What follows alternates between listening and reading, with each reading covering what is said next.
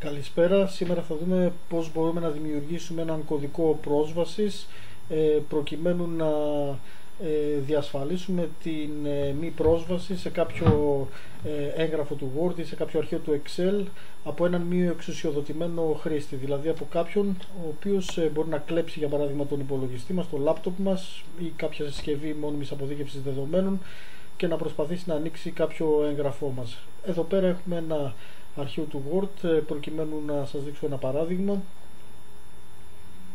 Το ανοίγουμε. Δεν θέλουμε κανένας να αποκτήσει πρόσβαση σε αυτό, γιατί έχει προσωπικά δεδομένα και πληροφορίες απόρριτες.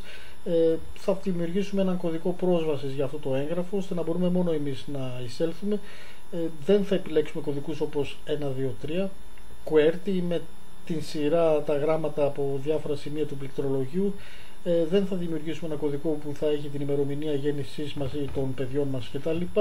Ένας προτινόμενος κωδικός θα πρέπει να περιέχει αριθμούς, σύμβολα, γράμματα, κεφαλαία, μικρά, αγγλικά, ελληνικά και ανακατεμένα αν γίνεται, ώστε να είναι ασφαλής. Και φυσικά θα πρέπει να τον σημειώσουμε κάπου, ώστε να μην τον ξεχάσουμε. Λοιπόν, για να γίνει αυτό πάμε από το κουμπί της έναρξης πάνω αριστερά, πηγαίνουμε στην καρτέλα προετοιμασία, κρυπτογράφηση εγγράφου και πληκτρολογούμε έναν κωδικό πρόσβασης. Τον επαναλαμβάνουμε.